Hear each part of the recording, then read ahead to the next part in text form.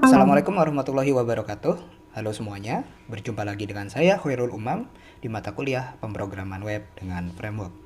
Hari ini kita akan belajar tentang bagaimana melakukan manajemen state pada aplikasi Next.js.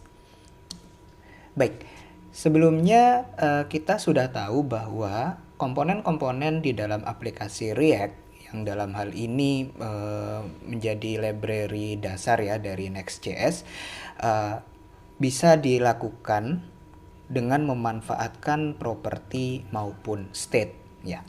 Properti maupun state yang ada di dalam atau yang dimiliki oleh masing-masing komponen pada aplikasi website yang kita bangun menggunakan React atau dalam hal ini kita bangun menggunakan Next.js. Nah, untuk menyegarkan ingatan kita kembali tentang properti dan state, coba kita lihat perbandingan antara dua unsur ini ya.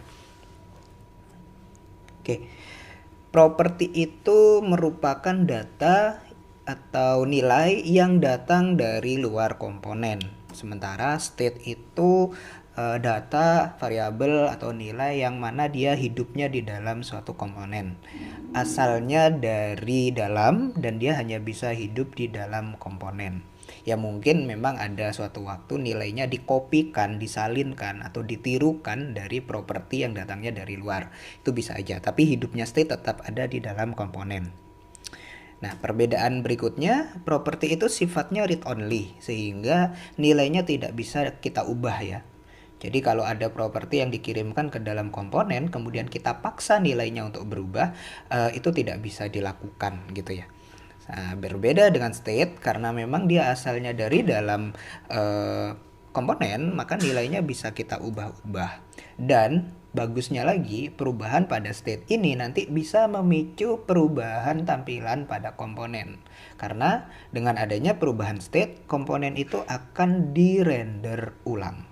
Nah, implementasinya di halaman website, tiba-tiba kita bisa melihat bagian halaman kita yang berubah gitu ya, tanpa pernah kita lakukan reload halaman, misalnya begitu. Oke, nah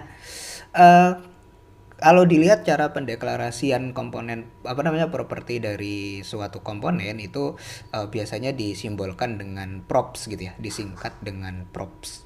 Nah, dia menjadi, kalau di function komponen maka dia menjadi parameter bagi komponen tersebut gitu ya, menjadi parameter bagi komponen tersebut. Nah, berdasarkan parameter ini nanti dia menjadi objek gitu ya, menjadi objek yang mana dia punya beberapa properti lagi di dalamnya. Kayak contoh dulu gini, berarti ada properti nama gitu ya, yang mana nanti isinya bisa kita setting dari luar seperti ini, bisa diganti-ganti. Nah, jadi nanti hasilnya web yang dihasilkan atau kode HTML yang dihasilkan oleh komponen ini akan menyesuaikan dengan properti yang dikirim. Kalau yang dikirim nama Umam, berarti nanti yang di sini tertulis halo Umam. Kalau yang dikirim Fulan, maka yang tampil adalah halo Fulan. Nah, bagian ini yang ada di dalamnya komponen ini tidak bisa kita ubah-ubah nilainya ya. Jadi kita ikut saja, dia dapatnya dari luar seperti apa, kita akan ikut aja, nggak bisa diupdate yang ini. Nah, yang bisa diupdate adalah bagian yang ini gitu ya, yang bisa kita ubah-ubah karena dia ada di luar komponen. Oke, ini di dalam komponen dan ini di luar komponen gitu ya, masuknya dari luar. Baik, itu tentang properti atau props. Nah, berikutnya state. Nah, kalau state itu dia akan dapat hidupnya ada di dalam komponen dan nilainya bisa diubah-ubah. Nah, nanti sepanjang kita menggunakan aplikasi Next.js gitu ya, dan kita ingin memanfaatkan state, kita akan sangat sering menemukan hal-hal semacam ini. Nah, ini adalah bagian untuk mendeklarasikan state beserta fungsinya ya. Jadi ini state-nya, ada namanya state nilai dan dipasangkan dengan sebuah function set nilai gitu. Nanti fungsinya adalah untuk mengubah isi dari state ini gitu ya. Jadi memang state itu adalah sebuah variabel, tapi nggak sembarangan kita ngubahnya gitu. Karena tujuannya ketika sebuah state kita ubah, nanti halaman webnya harus update gitu kan ya. Kalau langsung diubah ke sini nggak bisa gitu, nggak akan ada yang update. Tapi kita harus melalui ini dulu. Oke, kemudian ini contoh penggunaan dari state ya. Isi state kita tampilkan ke halaman web. Kemudian yang bagian ini yang set nilai adalah bagian dimana kita memperbarui isi state gitu ya melalui sebuah event. Entah biasa jadi kita klik tombol atau kita mengubah nilai suatu kolom input atau event-event yang lain ya. Ada banyak sekali event di sana yang bisa dimanfaatkan. Oke, nah seperti yang dilihat di contoh sebelumnya, untuk membuat state di function komponen kita membutuhkan sebuah React hook useState gitu ya. Jadi memang sudah bawaan dari React, ada hooknya bernama useState yang bisa kita gunakan untuk membuat sebuah state gitu. Contohnya yang tadi, dengan menggunakan useState seperti ini maka kita akan mendapatkan variable state. Kemudian kita mendapatkan function ya untuk mengubah nilai variable state ini, dan kita juga bisa mengatur initial value atau nilai awal dari variabel ini. Nah, yang dimasukkan ke sini bisa macam-macam ya, bisa kosong, bisa tidak diisi apapun, bisa diisi angka, bisa diisi string, bisa diisi yang lain begitu ya. Yang mana nanti ini akan menjadi nilai awal. Nah, berarti dalam contoh ini state nilai punya value 0 gitu ya. Nanti value-nya bisa kita ubah-ubah. Oke, kemudian di dalam satu komponen tidak selalu hanya ada satu state seperti contoh tadi, bisa ada banyak state gitu ya. Dan untuk setiap state memang kita harus memanggil useState itu berulang kali. Jadi satu useState akan menghasilkan satu state ya, satu state yang dipasangkan dengan satu function untuk mengubah state tersebut. Kalau butuh state yang lain ya kita bikin ulang gitu ya. Nilainya bisa kita variasikan seperti ini. Ini berarti state sesuatu ini tidak ada nilai apapun ya, null atau undefined gitu. Sementara state nilai itu nilai awalnya 0. Kalau state nama nilai awalnya fulan, sementara state foo dia nilai awalnya adalah sebuah objek ya. Objek yang punya atribut atau properti nama dan gender gitu. Jadi nggak harus data nggak harus data numerik saja atau string saja, tapi objek pun bisa disimpan ke state. Nah, kemudian untuk function tambahannya ini sebetulnya tidak ada aturan khusus, tapi orang-orang biasanya agar tidak bingung gitu ya, ini function untuk yang mana gitu, biasanya disesuaikan namanya. Jadi kalau sini sesuatu, sini juga sesuatu, tapi di depannya dikasih set gitu ya. Di sini nilai, maka di sini juga nilai, tapi set jadinya set nilai. Pun begitu, ini nama jadi set nama, foo jadi set foo gitu. Oke, itu kebiasaan pengembang ya, hanya agar tidak membingungkan dalam proses penulisan kode programnya nanti. Baik, itulah bagaimana kita membuat state di sebuah function komponen pada React App atau aplikasi dari Next.js. Nah, kemudian ada kalanya di mana kita ingin mentransfer atau mengirim nilai state yang ada di suatu komponen ke komponen lainnya gitu ya. Karena pada dasarnya state itu hanyalah sebuah variabel yang menyimpan suatu nilai, maka nilainya itu bisa dikirim ke komponen lainnya. Oke, biasanya akan dikirim melalui properti dari komponen tujuan tersebut. Ya, contohnya begini. Jadi nanti kita akan buat sebuah komponen, sebut aja ya, parent komponen, yang di dalamnya dia mengandung komponen lain. Jadi nested komponen gitu, kita sebut sebagai child komponen. Parent komponen ini punya state, yang mana nilai state-nya ini nanti akan dimanfaatkan oleh child-nya. Nah, bagaimana cara ngirimnya? Gampang. Jadi nilai state ini kita masukkan sebagai nilai properti dari masing-masing child gitu ya. Nah, perubahan pada state tentu akan mengubah nilai properti ini. Nah, jadi perubahan pada state sini selain akan mengupdate bagiannya si parent, juga nanti akan memaksa childnya juga ikut update gitu ya.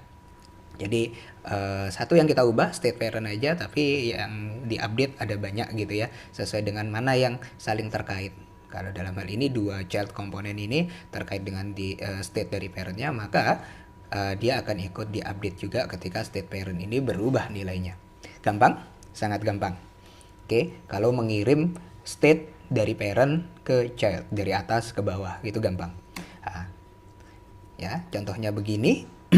Jadi kita punya parent, dia punya state, kemudian state-nya kita kirim sebagai property something dari si child gitu ya. Nah, si child ini nanti something itu dia tinggal mengakses propertinya. Oke, propertinya ini tentu sudah bernilai karena tadi dikirim state, berarti sama dengan state-nya si parent gitu ya. Gampang sekali dari atas ke bawah. Cuman masalahnya adalah sekarang kalau kita ingin melakukan transfer sebaliknya gitu ya. Kita ingin mentransfer state itu dari apa namanya, dari child ke parent, dari bawah ke atas gitu. Bagaimana cara mengirimkan state dari child ke parent sementara child itu nggak bisa mengakses propertinya parent gitu kan ya, karena parent ada di atasnya bukan ada di dalamnya gitu, ada di luarnya gitu maksud saya. Oke, nah seperti ini, kita pingin state child ini ngirim ke state child ini, nilainya state child disalin ke state parent gitu. Gimana caranya sementara apa namanya, properti yang dimiliki oleh parent tidak bisa diakses oleh child karena child ada di dalamnya parent. Ya beda lagi kalau susunannya dibalik gitu, child jadi parent, parent jadi child ya. Seperti contoh sebelumnya kan enak aja kita kirim lewat properti. Nah tapi ini nggak bisa gitu ya. Dia nggak punya akses ke propertinya si parent gitu. Oke, kita ingin nanti dia kirim setelah dari state, pinginnya ya dari state child nilainya naik ke state parent, kemudian akhirnya bisa dimanfaatkan oleh child komponen yang lain gitu, oleh tetangganya, oleh siblingnya istilahnya gitu ya. Nah, maka untuk contoh kasus seperti ini kita perlu melakukan proses yang namanya uplifting state ya, mengangkat state itu ke atas dan bisa digunakan oleh state yang lain. Baik. Nah, bagaimana cara melakukan uplifting state gitu ya? Secara dasar mekanismenya itu nanti begini. Parent akan menyediakan sebuah callback function dan dikirimkan ke properti milik child. Jadi kalau sebelumnya di contoh tadi kan properti child itu hanya menerima state yang variabel biasa gitu ya. Jadi isinya kalau nggak string ya numerik atau objek gitu. Nah, sekarang yang dikirimkan oleh parent adalah sebuah function, istilahnya callback function. Oke, nah di dalam callback function ini sudah ditentukan ada prosedur untuk melakukan update dari state yang dimiliki oleh si parent. Nah, akhirnya karena sekarang si child itu sudah dikirimi callback function, maka si child itu bisa mengeksekusi callback function yang dikirim oleh parent tadi kan. Nah, mengeksekusi callback function itu sama dengan mengeksekusi prosedur untuk mengupdate parent state. Tapi update-nya bisa dengan mengirim nilai state yang ada di dalam child. Sehingga secara tidak langsung eksekusi callback function tadi akan mengupdate state yang ada di parent. Nah, nilai state-nya parent itu bisa sama dengan nilai yang dimiliki oleh state-nya child. Atau secara konsep berarti kita mengirim state dari child ke parent. Nah, gitu prosesnya. Jadi beda ya, kalau dari parent ke child kita bisa memanfaatkan properti milik child. Nah, kalau sekarang karena apa namanya, kita ingin ngirimnya dari bawah ke atas, dari child ke parent, maka parent harus menyiapkan sebuah callback function ke child, kemudian child jalanin callback function itu dengan mengirim nilai state-nya, sehingga otomatis akan mengupdate state milik si parent. Oke, contohnya begini. Perhatikan bahwa sekarang di parent ini ya, parent memanggil si child dan dia mengirimkan sebuah ini function ya. Ini sebuah function ke properti do something yang dimiliki oleh child. Oke, berarti kan dia nanti do something ini bisa dijalankan oleh si child di sini menggunakan props.do_something gitu ya. Nah, kita lihat yang dikirimkan ke do something itu membutuhkan satu buah parameter gitu ya. Satu buah parameter value gitu ya. Parameter value ini nanti akan digunakan untuk mengatur parent state gitu. Nah, di sini di do something dia juga bisa akhirnya harus mengirimkan satu buah parameter atau argumen gitu. Nah, yang dikirim adalah child state-nya. Gitu. Akhirnya secara otomatis child state ini akan mengupdate value yang ada di sini, yang mana artinya ini akan dikirim sebagai value milik parent state. Nah, dengan konsep ini berarti child state yang dimiliki oleh child bisa disalin ke state yang dimiliki oleh parent. Nah, inilah yang disebut sebagai uplifting state begitu. Nanti selanjutnya state ini yang ada di parent state ini bisa dikirim lagi ke child komponen lainnya. Sehingga secara tidak langsung child komponen yang lain punya state yang sama dengan state-nya child komponen yang ini gitu. Nah, oke, jadi itulah mekanisme yang bisa kita lakukan untuk memanage state baik dari parent ke child maupun dari child ke parent. Baik, itulah materi yang bisa saya sampaikan untuk hari ini. untuk apa namanya, untuk manajemen state ini masih akan ada lanjutan materinya karena akan ada masalah baru yang nanti akan kita bahas di video berikutnya. Terima kasih semuanya, selamat belajar, tetap jaga kesehatan. Wabillahi taufiq wal hidayah. Wassalamualaikum warahmatullahi wabarakatuh.